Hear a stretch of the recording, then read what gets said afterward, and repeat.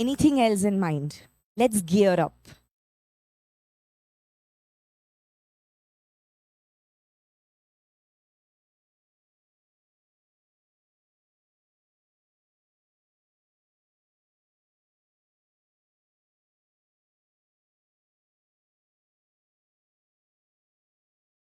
I think this book tour has been the busiest for Amish. Anybody? Okay, tell me this. How many of y'all are there on social media? So many of y'all. Okay, here we have the guest of honor for today.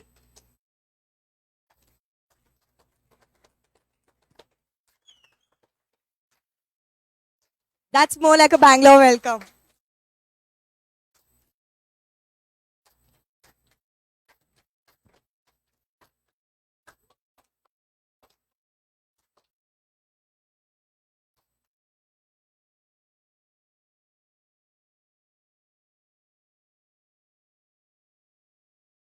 Good evening, everyone. I'm Natasha Doshi, and we begin today's event with someone who needs absolutely no introduction. Yes, I'll just arrange for it. I think Amish, third time's a charm, and this is our third event together in person. We've done one event online. So, a huge and a very, very warm welcome from all of us at Sapna, from all of us from Bangalore to you. I hope this book tour has been treating you well.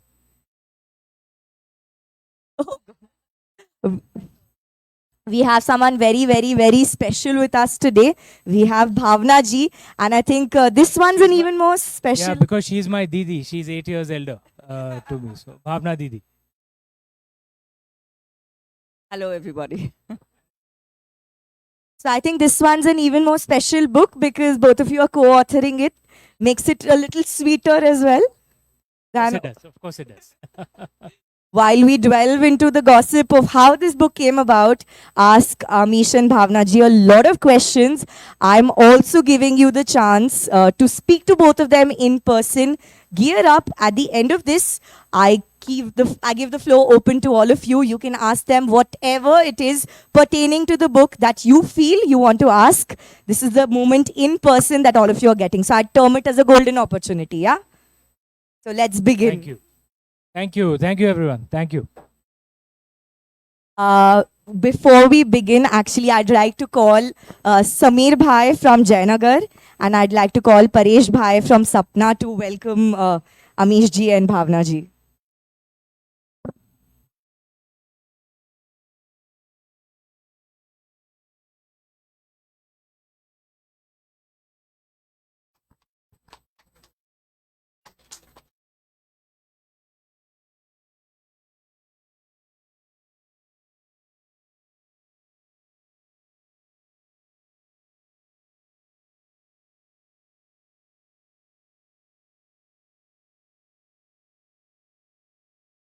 How's the book tour been? I think it's quite a hectic schedule for the two of you, traveling, moving about. Yeah, it has been hectic, and I have done this a few times, but it's the first time I'm forcing poor Didi to come along, and Bichari, she got a sprain also. So I'm feeling very responsible and trying to be careful because for the three of us brothers, Didi's as there's a Hindi term, aankhon ka tara hai. So then, if her leg gets more injured, then the other two brothers will start beating me up. So I have to be a little careful. Actually, this tour has been delightful, not only because this is the first time I'm doing it. So it's so much fun interacting with people like you, learning how to do it. I have an extremely good tutor who sort of, handholds me literally and figuratively throughout this process. Also, I'm traveling with my brother and sister-in-law, Shivani, over there at the back.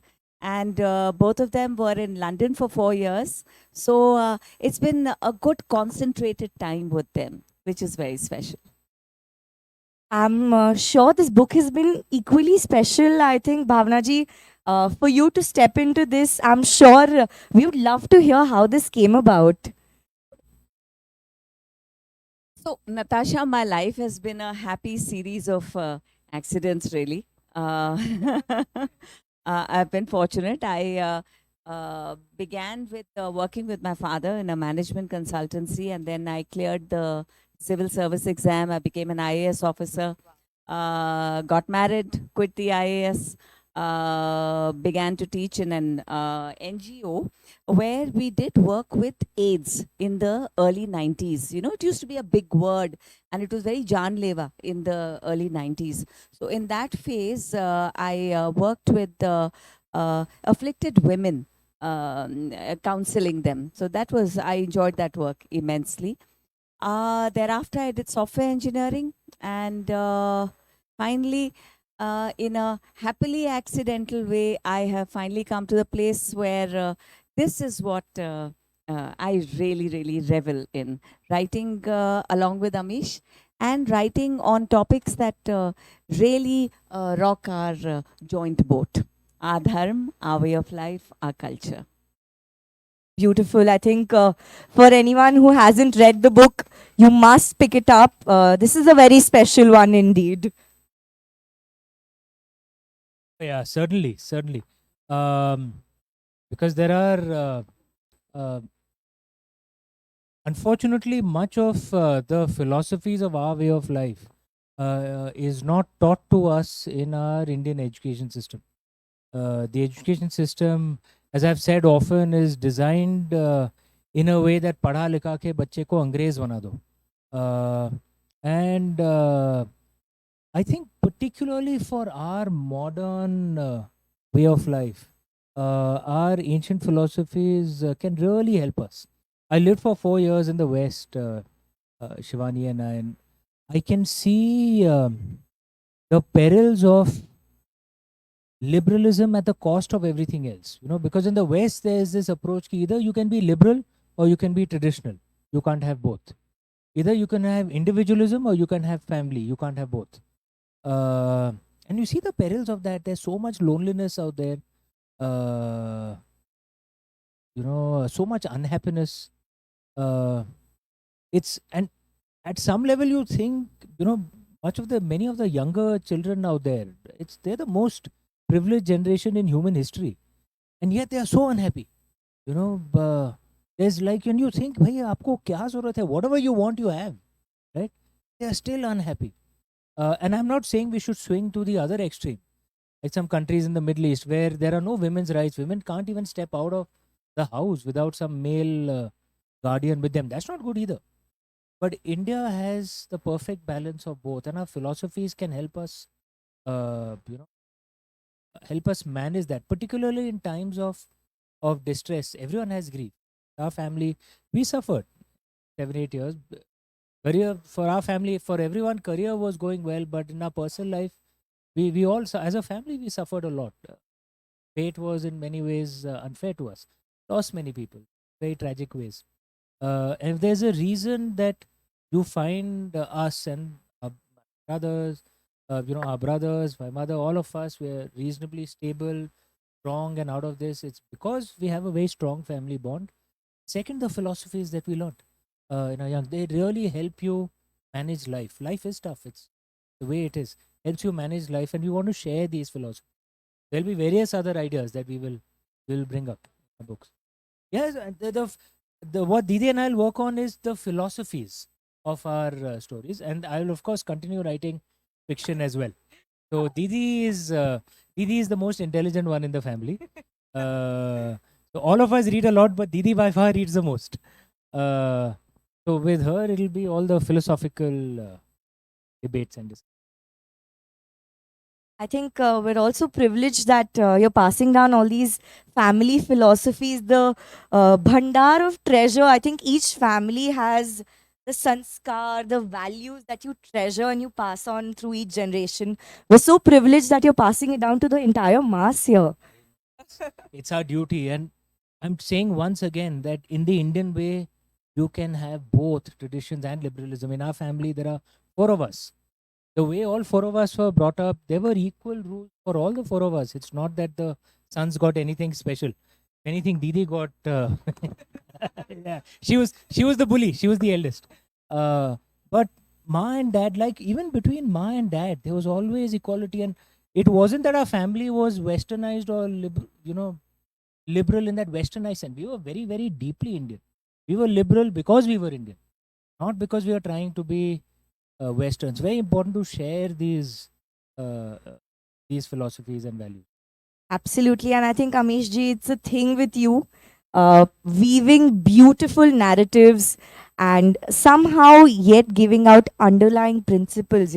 There's a very beautiful fictional story that you've crafted underlying, and the entire storyline has so many beautiful meanings. You talk about Greek mythology, you talk about Indian mythology, and the message that both of you bring about through this simple book, it's just mind-blowing. So how did this book come about? We're talking about idols, and that's why we're gathered here today to talk about their latest book. So if you can take all of us through the book. So we've alluded to it in our forward. We had a few experiences. I'll relate one of them. Maybe Amish can share the other one. A friend of ours was visiting, had come over for dinner once, and she said to us, "Yeah, aap log, why do you keep saying idol worshipping, idol worshipping? We are murti pujaks. We are not idol worshippers. We do pran pratishtha." And idol worshippers were, elsewhere in the world, and do not equate the two. In the past 2000 years, actually, there has been a bit of a wave of violence against idol worshipping cultures. Actually, it all began doctrinally around 3,500 years ago. The eldest child of the Abrahamic way of life is Judaism. Judaism was born 3,500 years ago. At the time, the entire planet was idol worshipping. Everybody was, you followed what is called the pagan way of life, Murti Pujaks. Judaism, in their holy book, the holy books itself, the Judaic holy books are the first 5 books of the Old Testament. It's called the Torah. Genesis, Exodus, Leviticus, Deuteronomy, and Numbers. Something extremely unfortunate happened. God himself decreed that idol worshipping is evil. It is devil worshipping. It was very unfortunate. The younger 2 siblings of Judaism, Christianity, and Islam, I wouldn't say all of them. It was primarily Islamic Turks and European Christians who went about, carrying out this diktat, that idol worshipping, which is devilry. It was written in the Abrahamic text, and they went about judiciously removing idol worshipping ways of life from the planet. A great deal of violence was practiced. Many died. And those who did not die were overwritten. They were reformatted. Their descendants today all over the world have turned their back on their ancestral way of worship and way of life. Very unfortunate. They too were Murti Pujaks. They had detailed rituals of worship. The Egyptian Book of the Dead writes extremely minutely how their Devi and Devatas should be worshipped. The Greek oracle texts are greatly detailed in the way Athena and Zeus and Apollo and Dionysus should be worshipped. This is, in a sense, a tribute primarily to our own way of life, almost probably the only idol worshipping culture that survived. And also those fellow people who walked in the path of wisdom who do not exist today in a lived sense, only in the museums. But maybe you can hear from Amish as to the other reason why we wrote this book. I think part of it is also because it was at a lit fest. Most of my readers are young, like many out here. And at a lit fest, I had a youth who'd come up to me and said that, Amish, I love your books, which was a nice thing to say. And he said that I of course I'm proud of our culture, but I'm obviously not an idol worshipper. I found a slightly strange comment, and I said, why? Why aren't you an idol worshipper? He said, because obviously that's not God. And then, but I didn't want to embarrass him. He was with his friends. He was a college kid. So I let him get on to his question. But that kind of remained in my mind, that why do we Indians, we're among the last surviving idol worshipping cultures, why do we behave this way? When in the Indian way, actually, it's very natural. Most of us idol worshipping, not just Hindus, all the dharmic religions. And in fact, Indian Islam, Indian Christianity as well. What is, the Dargah worship, for example? And I think this is at the heart of the liberalism of the Indian way. Because at the philosophy at the heart of idol worshipping is, I see divine in everything. The philosophy at the heart of idol rejection is that the universe is profane and the divine is a male, particularly a male god who exists outside of the universe. But the universe itself is a product of guilt, profane. Whereas idol worshippers say, no, of course there is a divine outside the universe, but the universe is also divine. Right? Everything is divine. The earth is divine. The rivers, the mountains are divine. You and I are divine. That's what namaste means. Everyone knows that, what namaste means. What does namaste translate as? It's not hello. What is it actually? Most people translate it as hello. What's the actual Sanskrit translation of namaste? That's half the translation. Namaste. What does it actually translate as in Sanskrit?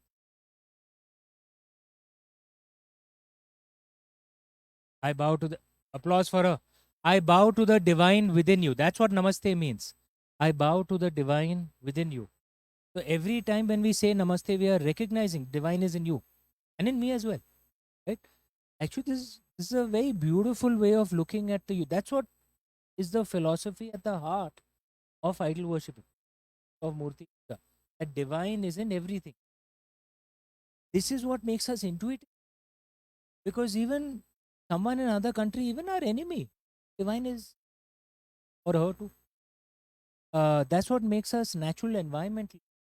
Because nature is not a resource to be exploited, a goddess to be worshipped.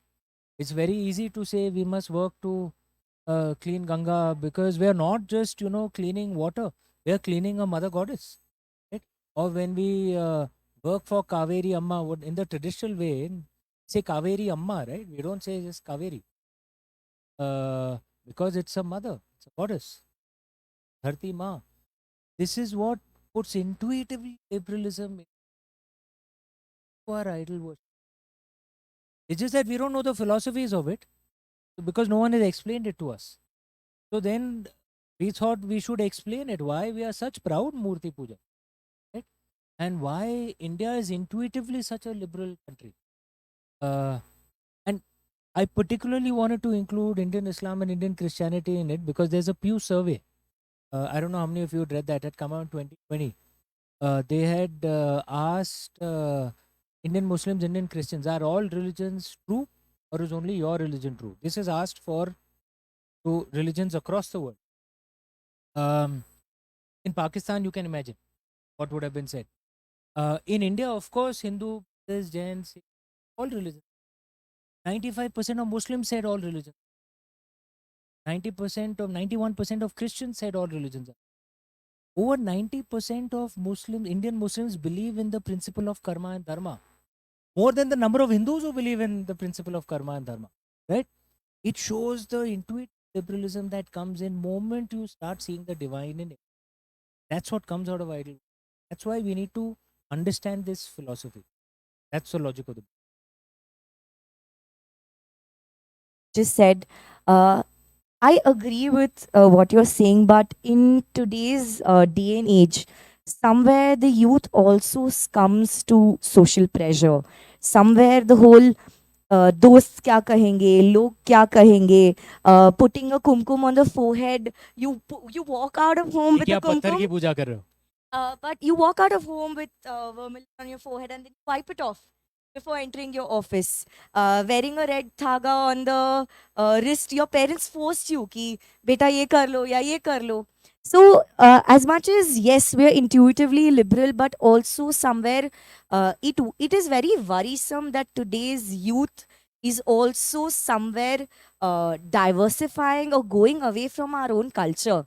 Somewhere we are shy or embarrassed of accepting these religious practices. एक उपवास कर लिया तो somewhere शर्म आती है बोलने में कि आज Make मेरा being उपवास है. Indian cool again. Yeah.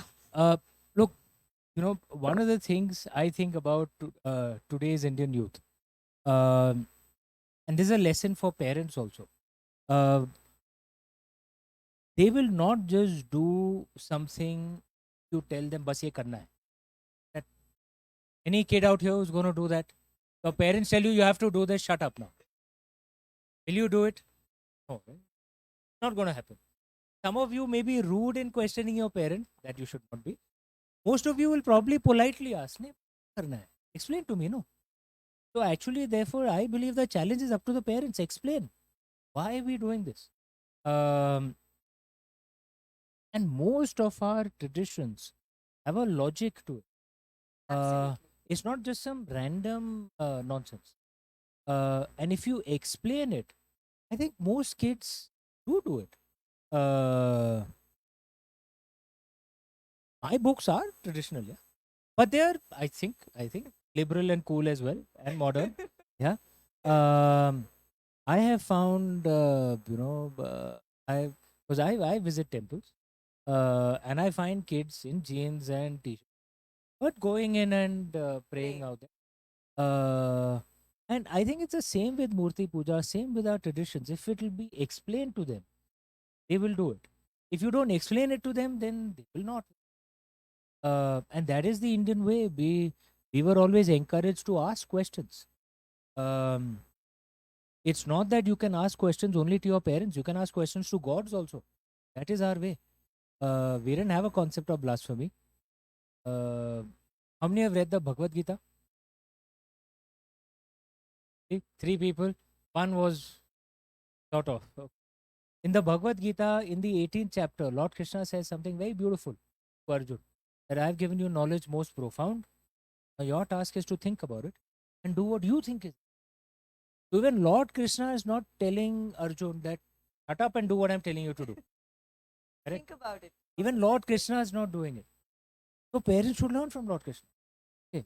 He essentially, so read up as much as you can. You can start with our books. Right? And then explain the logic to your kid. Trust me. Explain the logic. If it makes sense to them, we'll do it. Our culture is really strong and we must have more faith in our youngsters. There's this play, I'll just end quickly with this. There's this Kalidasa play called Malavikagni Mitram. I don't have read it. Anyone has read it? Okay. Applause that at least that you've heard of it. It's a love story between Malavika and Agnimitra. Malavika.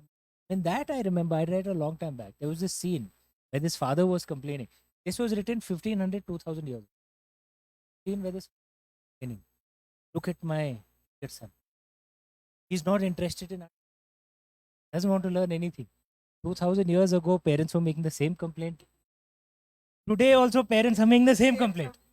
But our culture is still alive. The point is children do not forget our, but they will adapt it to the, but parents must explain it to them.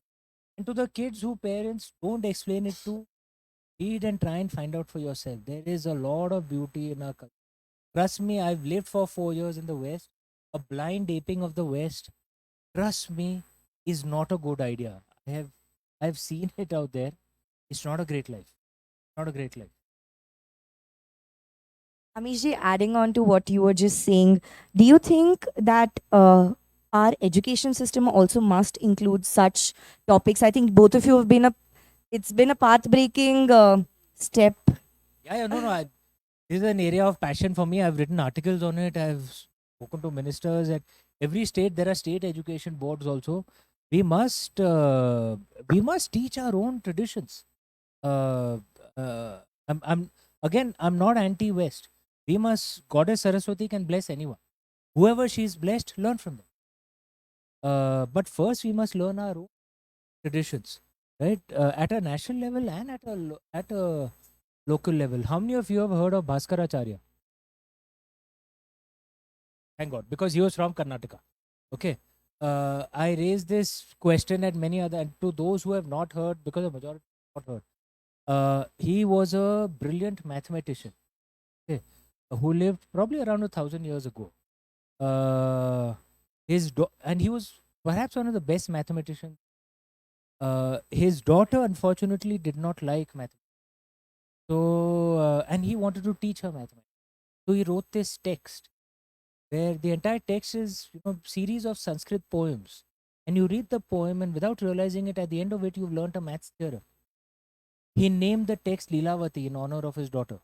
Okay, this all our gurukuls and pathshalas. This, but today most kids haven't even heard of Bhaskara. I'm assuming everyone's heard of Pythagoras, right?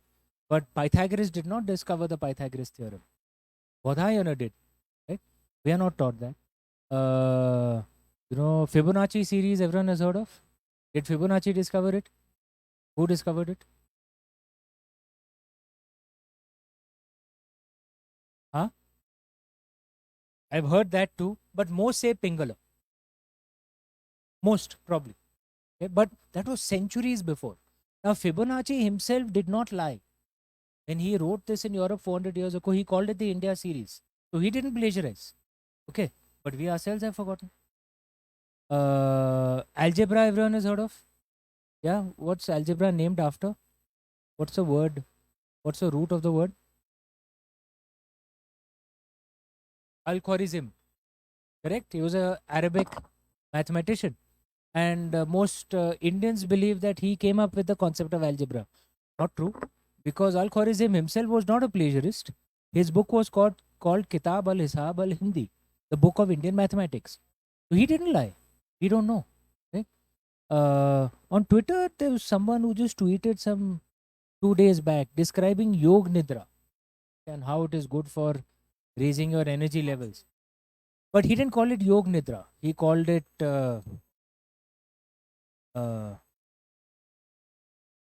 medical reduction of stress while awake, something like that. Some pseudo scientific term. So then I quote tweeted that guy and I said, listen, this is Yog Nidra. We're not asking for royalty, but please acknowledge the Indian roots. Right. So then someone, one of his team guys would, no, he has used Yog Nidra a few times. But in the West, people start thinking it's a. So, in fact, there's a video out here explaining why he uses that modern scientific term, because he wanted to remove the woo-woo from. So then I replied, the woo-woo you're referring to is Indian culture, boss. Okay. But if we ourselves don't know our own culture, how can we expect others to acknowledge it? If our kids don't know, we have so much of our own heritage that we are not aware of. So much of lies that have been fed to us, particularly through the British Raj. So many of us believe India is an oral culture. How many of you believe India is an oral culture? Our ancestors didn't write. Anyone disagrees with that? That our ancestors actually wrote a hell of a lot? We had oral, yes, you're right. We had an oral tradition. Would it surprise you if I told you our ancestors wrote more handwritten manuscripts than the rest of the ancient world combined?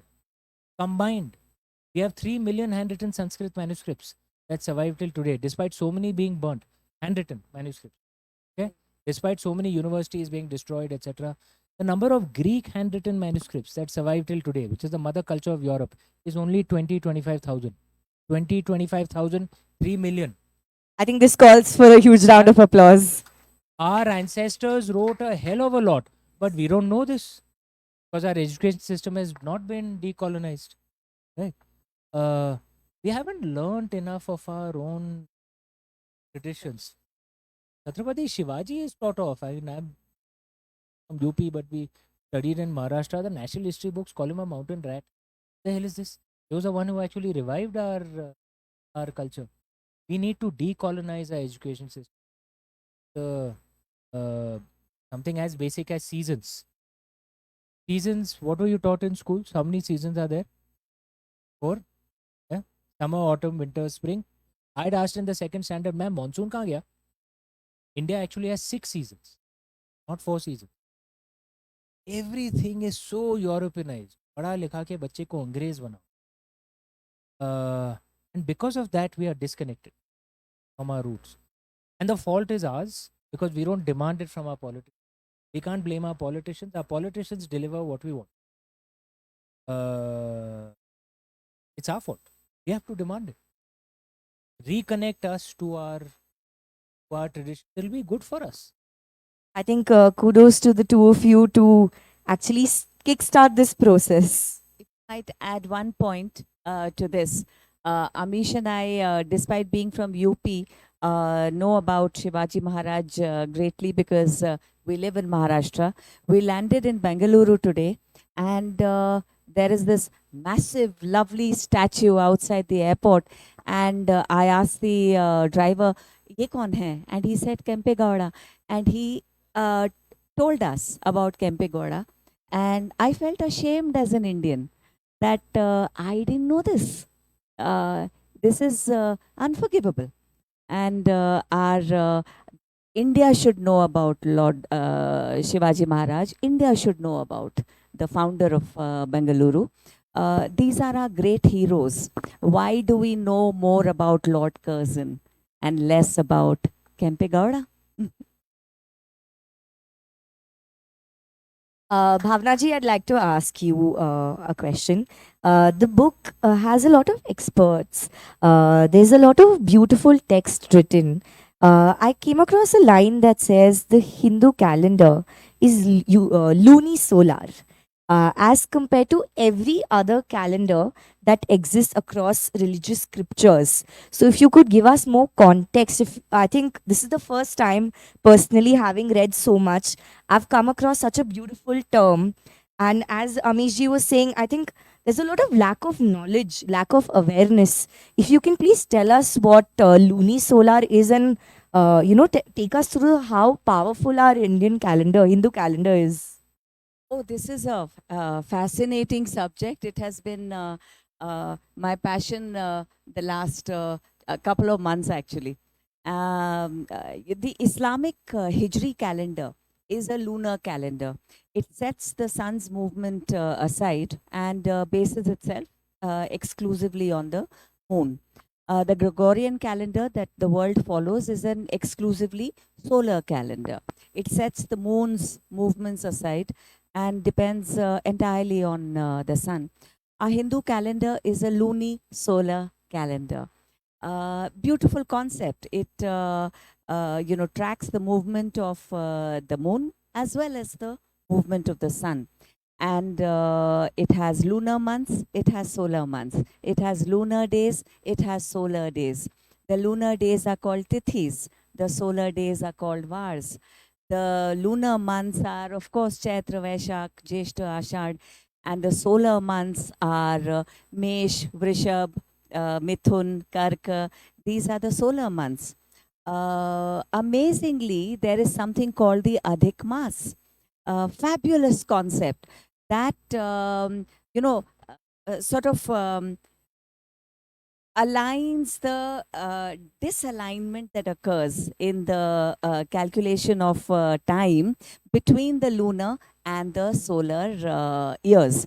So every 3 years, a fresh lunar month is added to our calendar, which is called the Adhik Mas. This year, in the month of Shravan, we had an Adhik Mas, and 3 years from now, we will have an Adhik Mas in the month of Jeshta.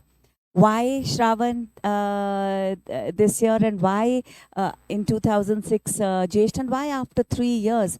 Everything is scientific. I won't go into too many details regarding this, but I will tell you one extra fact about another pagan culture, and then I will connect it to something that is connected to Bangalore. The ancient Mayans are the only other culture actually that also had a lunisolar calendar. Amazingly, the rest, it complicates. Add, more complicated but more scientific to track the movements of the moon as well as the sun in our calculation of time. Amazingly, though, the Mayans were ahead of us. They had a calendar that they wrote from the point of view of the planet Venus. What if we lived on Venus? Then what would our day be, our months be, our years be? That blew my mind. How wise and knowledge loving the ancient pagan cultures were. Coming to Bangalore, the Hindu lunisolar calendar just, fascinated me for the past couple of months. And I discovered a fabulous collection of YouTube videos by a Bangalore gentleman called, I don't know what his name is, but he calls himself Ahargana. I strongly suggest, please watch all his videos. There are around 21 or 22 episodes, and you will understand our calendar perfectly. He's done a fabulous job. Ahargana. I can add one thing. Everyone has heard of GMT, Greenwich Mean Time. Yeah, that's the time on which it goes across both left and right. And the UK had no concept of Greenwich Mean Time till centuries back. So it's not an ancient concept out there. You know where the oldest, kind of a zero line was for time, zero meridian.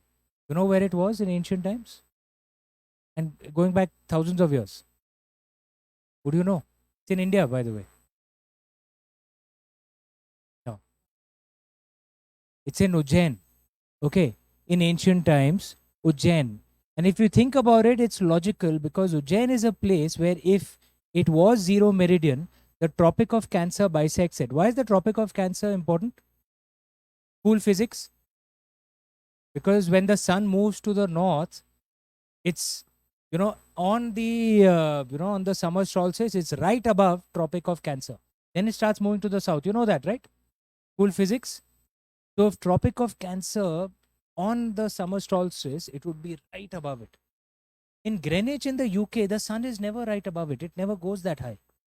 Right? So it's not a logical place to have a zero meridian. Ujjain is on Tropic of Cancer, unfortunately passes usually through desert regions.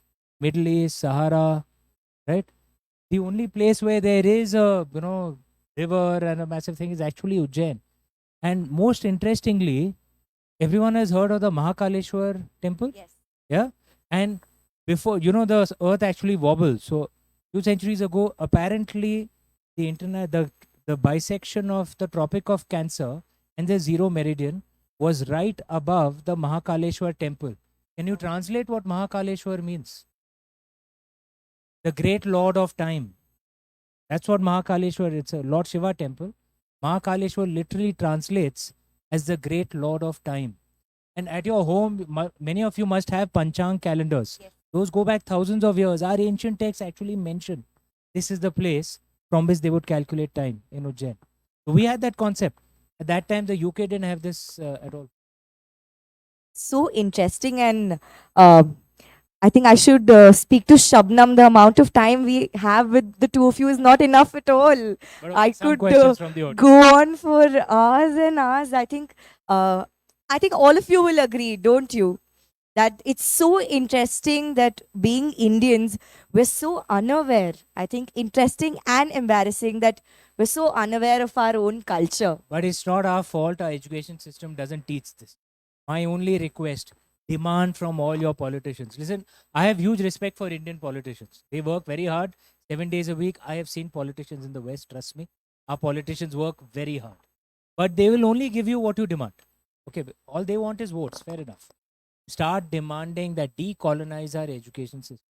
Start teaching Indian stuff. Karnataka should teach Kannada history and ancient Indian history. Maharashtra should teach, Maratha. And if we don't know our own roots, then we're, yeah. I think my demand and request from the audience would be pick up the book, read the book. It's going to be a very interesting one and probably a shortcut to knowing Indian culture a lot more faster, easier, and a lot more in depth. The two of them have worked so hard. I think painstaking efforts over the last few years, lot of research, and I think the sweetest thing is I think it's the two of you writing it together, so it's a lot sweeter as well. So pick Yes, up there it the was. book, read the book, and then we can quiz the two of them or more questions. Yeah. And, Uh, and if the audience wants to ask a few questions, I don't know how much time we have, we'll be happy to answer. One suggestion would be, many of your books, write these tidbits at the end or something so that people can read and learn. Or if you About could give a the- reference to. About the Hindu Panchang, you'll Yeah, find there are it so many- in yeah. this book. We have explained it. Thinking whether we should make a podcast or something. The problem is we have only so much time, and we're writing books also and various other things. But you're right. But we will try our best to do. Didi herself also post some videos. We will try our best to bring out more content to explain parts of our traditions and history. No, But the Bangalore person who she referenced now, Ahargana, please do. And if Ahargana is watching this, thank you so much for the work that you do. no, the reason being people may see only number of pages in a book, but the amount of research that you would have put in is lost always. And it's not easy writing a book. I mean, right? So the research that you have spent should not be lost. That's the reason. Yeah. Thank Now a message or a question from my nephew. I hope it's you can course. read it. He says, "Dear Amish, thank you for writing the Shiva trilogy and the Ramachandra series. As a kid growing up on the fables of Amar Chitrakatha, your books directly revoked those fun times. When the world was talking about various universes, for you to draw inspiration in Hindu mythology and write a magnificent trilogy on Shiva and then top it with the Rama series, I bow to your seas of endless creativity and leave you with a pertinent question. As a Shiva Bhakt, both the Meluhas, as a lover of the Ramayana came the Rama series. So can your readers expect a massive update if we will ever see you inspired writing on the Mahabharata? If not, how much of that epic has inspired you? Thank you." His name is Raghav, by the way. Lovely. Raghav, for those who don't know, means descendant of Raghu, another name for Ram. Lovely name. Yeah, I mean, I have left clues for a Mahabharat series as well. I certainly hope to write that. Like most Indian writers, every Indian writer is inspired by the Rama and Mahabharata and our Puranas. So I'm also inspired by them, obviously, but I write them with my own perspective, and I hope to write that too. And thanks to Raghav for all your support and love. Thanks, Raghav. I do not know. I mean, one point, I think Mahabharata teaches you project management, program management. People should understand the character of Krishna. And that's where, Absolutely. instead of PMI and Prince 2 and all that, right? You read this, you will know what is negotiation, what is estimation. Absolutely. That's where. Yeah. It's Thank a you. Ramayana and Mahabharata are great ways to learn how to live life, which is why in our traditional education system, including in the madrasas, by the way, before the British destroyed our education system, Ramayana and Mahabharata used to be taught because it's the entry level into learning how to live life, how to make it.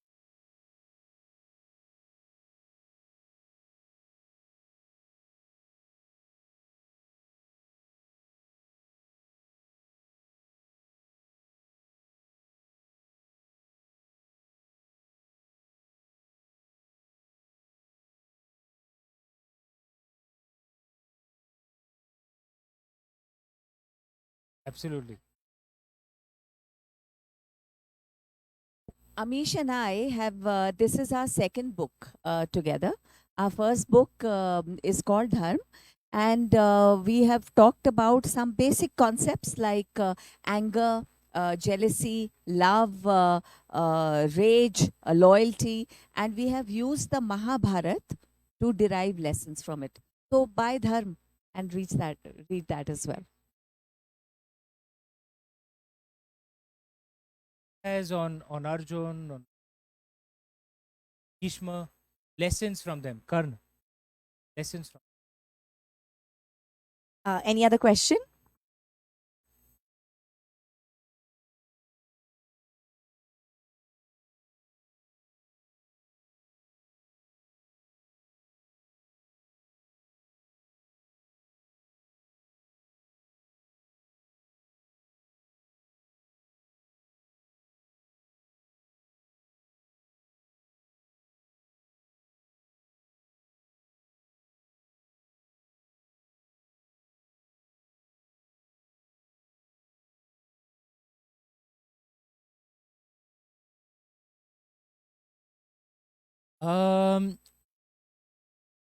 The first part is actually there are many scholars who say the Uttarkand was probably not a part of the original Valmiki Ramayana because the meter differs slightly.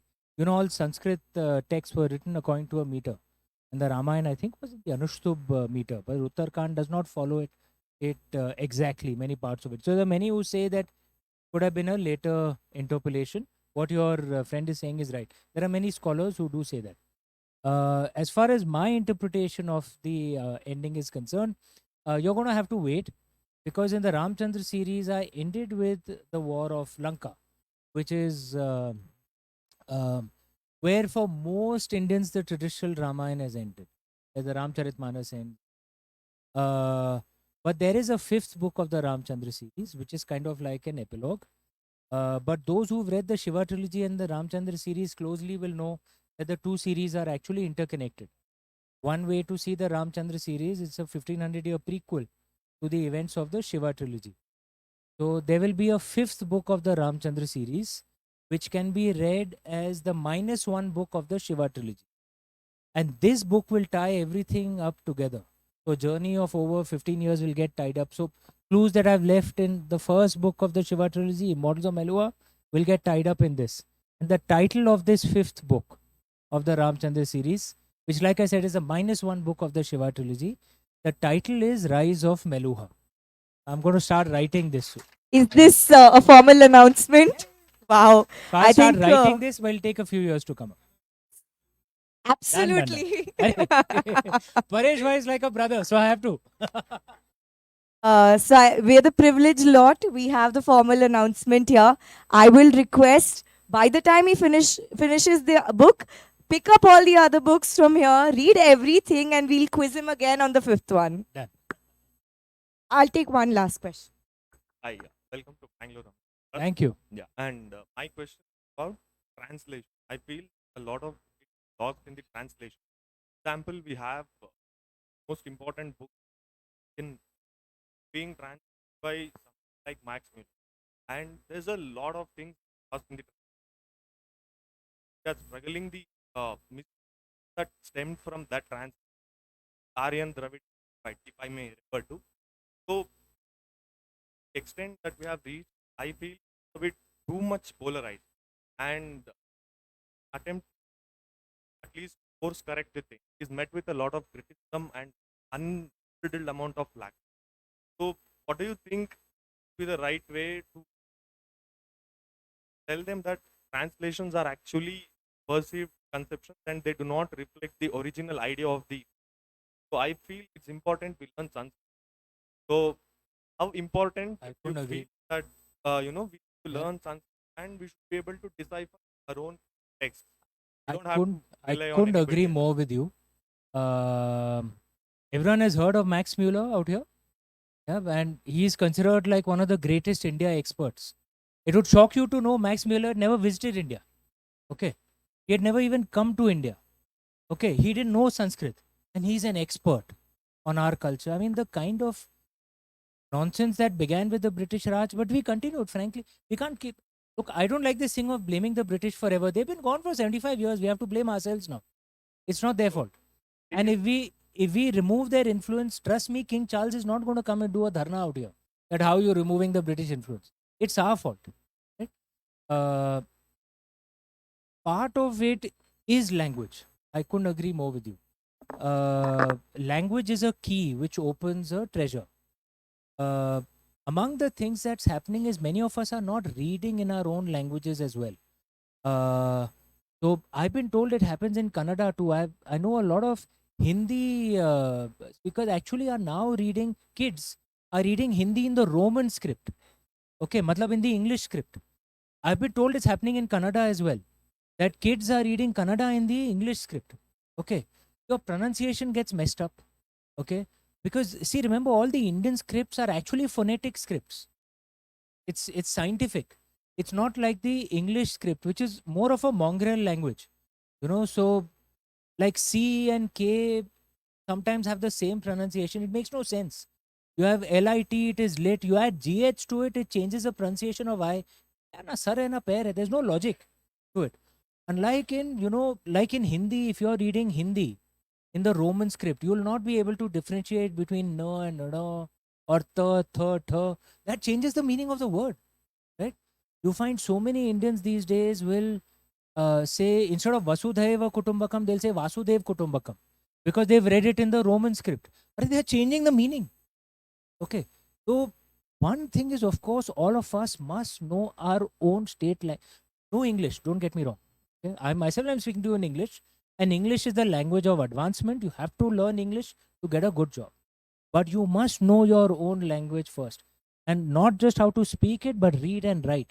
All Kannadigas must know Kannada, how to read and write, not just speak. Right? I say this in Hindi, you must know how to read and write as well, which means read newspapers, read books in that. We can very comfortably speak in Hindi and read Hindi.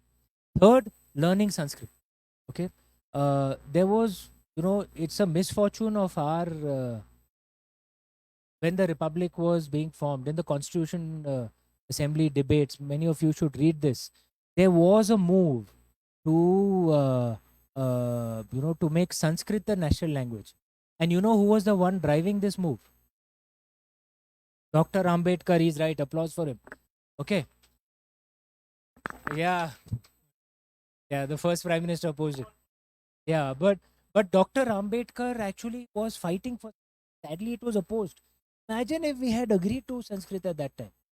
And the thing with Sanskrit, you will find, like, and the languages in the modern day which are closest to Sanskrit, from what I can make out, are Marathi and Malayalam. They're the closest to Sanskrit. Sanskrit also opens a key. Now I know I'm making it sound like, yeah, learn English also, learn your local language also, learn Sanskrit also, but Indians are smart guys. Okay. Three languages we can learn easily, but we must learn this because you are absolutely right. Many translations are not just wrong, they've been mischievously done, right? I remember Didi and I were at an event where someone said that Rig Veda justified sati. And we were like, and we've read, what are you talking about? Where did it justify sati? And then we realized later, because there is a hymn in the Rig Veda which speaks of a wife who's so distraught at the death of her husband that she actually wants to die. Okay. And this does happen, right? And she is lying on the pyre of her husband. And it has not been lit as yet. Okay. And the guy who translated it mischievously removed the lines that followed, because the lines that followed was the priest telling the wife that pick up your husband's bow and get up and face life. You cannot just surrender like this. It's not about sati at all. It is about telling the woman, stand up and fight, right? And pick up the bow of your husband. Right now, this was not there in the translation. Mischievous British translation. And we read that and we think that's what the Rig Veda was saying. No, it wasn't, right? Which is why it's so important to do the translations ourselves. The Ramayana Darshanam, which is the Kannada version of the Ramayana, from what I'm aware, in Indian English translation hasn't been done, from what I'm aware. It has been done in British times. Why doesn't an Indian Kannadiga pick it up and do a translation? So we know that it's a correct, authentic translation. The fault is ours. We can't keep blaming the British forever. We have to do it.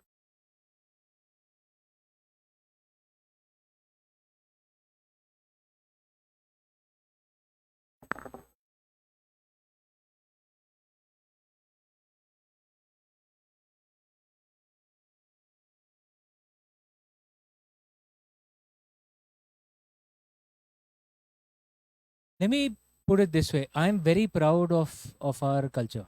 Very, very proud. I've never hidden it. I'm a very proud Hindu. From 2010, from my first book, I've been saying. But I have nothing but disgust for those who preach hatred against other religious groups within India. We should not do. And that is not the Indian way. And I've been saying it, that we must revive our own culture. But our culture also includes those who follow other faiths but are Indian. And like I mentioned earlier, Indian Islam and Indian Christianity is fundamentally different from how those religions are practiced abroad. Like I said, more than 90% of Indian Muslims believe all religions are true. More than nearly 90% believe in the concept of karma and dharma. And a lesson, if the last 1,000 years has taught us anything, is that we have usually lost to outside invaders because of internal divisions. Others didn't have to defeat us, we defeated ourselves. Let me use a local example. There was an invader called Malik Kafur. Have you heard of him? Was one of the rare invaders who came into the deep south. Otherwise, it was North India which really suffered a lot of invasions, which is why you don't find any ancient temple in North India. They were all destroyed by the foreign invaders. But we must clarify, they were foreign. They weren't Indian. They didn't look like Ranveer Singh. Alauddin Khilji, to us, he would have looked Chinese. Okay, they didn't speak Urdu. Urdu is our language. They would have spoken Turkic. But Malik Kafur came all the way down south. You know the Halibid and Belur, the great Hoysala temples he attacked, right? How did he defeat the great Hoysalas? Internal divisions. He went all the way down to Madurai, to the Pandya region. You know that? And then he attacked the Meenakshi temple. It was rebuilt. How did he win? Do you know? Internal fights between Cholas and the Pandyas. Okay.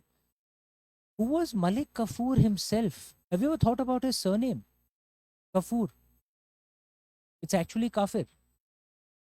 He was actually a Kafir. Do you know what Malik Kafur's antecedents were? He was the only great temple breaker in India who was not a foreigner. His name was literally Kafir. He was a eunuch. He had been forcibly castrated, an Indian from Gujarat who had been converted. And then he was the general of Alauddin Khilji. Alauddin Khilji was a foreigner. Didn't have to come destroy Hindu temples deep south. Our own Indian did it. Malik Kafur. And this is a lesson for us from this 1,000 years of history. When we divide ourselves and foreigners, there's no lack of bravery in India. We are very brave people. But our biggest problem is our favorite pastime is to start fighting each other. Okay. And when we are, it's not just when we are bored, kya kare? Chalo yaar, ek dusre se ladai karte hain. Okay. And we'll find some or the other reason to start fighting. Okay. We must guard against that. We have the best chance in many centuries for India to rise again. Let's not make the same mistake. We must be united. No, I don't care what religion you follow, what caste you are, what language you are. If you are an Indian, you are one of us. We must have that attitude. I think Amish ji, Bhavana ji, as I said, no amount of time would be enough with such interesting people. Both of you have done so much research. It's so evident. And I think from all of us at Sapna, I salute you for taking this step forward, for actually trying to change the way India thinks. It's nothing but revolutionary. So thank you so much for coming here today. I'm Natasha signing off from today's event.